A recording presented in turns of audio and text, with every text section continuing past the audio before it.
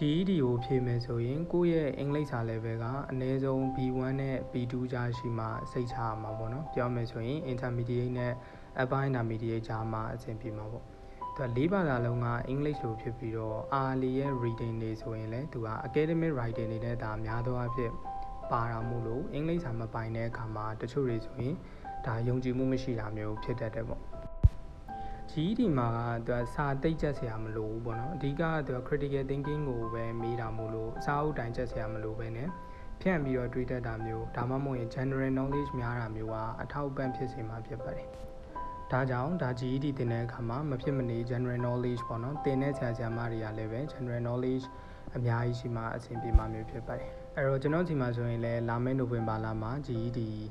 ဘာသာစုံအတန်းရှိရပေါ့နော်အဲ့ဒီမှာဆိုရင်လည်း general knowledge တွေကိုပဲအဓိကထားရေးထားပြီးတော့ကိုယ်တိုင်ဆွဲထားတဲ့သင်ယူနဲ့သင်ပေးမှာမျိုးဖြစ်ပါတယ်အဲ့တော့အဓိကကြတော့သူက GED မှာဆိုရင် format quality မရှိဘူးပေါ့နော်ဒါကြောင့်ဆွဲထားတဲ့သင်ယူကပြည့်စုံမှုလိုရပေါ့ဒါကြောင့်လည်း general knowledge တွေကိုအဓိကထားပြီးတော့ဆွဲနေတာမျိုးဖြစ်ပါတယ်ဘာသာရပ်နဲ့ပတ်သက်တဲ့ကိုယ့်ရဲ့အသိကဒါအများကြီးရှိနေရမှာမျိုးဖြစ်တယ်ပေါ့နော်အဲ့ဒီအတွက်လည်းဒါအကောင်းဆုံးဖြစ်အောင်ဗန်နီးနေတာမျိုးဖြစ်ပါတယ်ဒါကြောင့်လာမယ့်နိုဝင်ဘာလကျရင်ဒါ GED နဲ့ပတ်သက်တဲ့အတန်းတွေစပြီးတော့တက်လို့ရပြီပေါ့နော် Okay အဲ့တော့အားလုံးကြိုးရှိသွားမယ်လို့ယုံကြည်ပါတယ်